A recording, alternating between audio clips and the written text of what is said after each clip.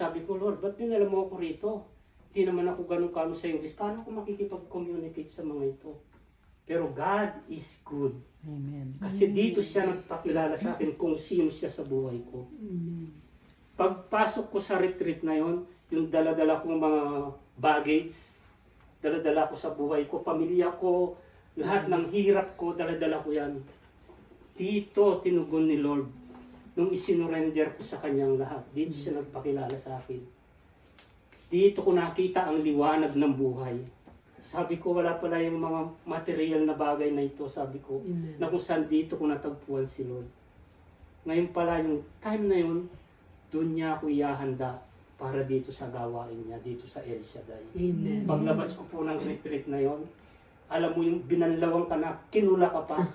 Talaga pong Pinusof pa. talaga po. Kasi sinurrender ko sa kanya lahat eh. Talaga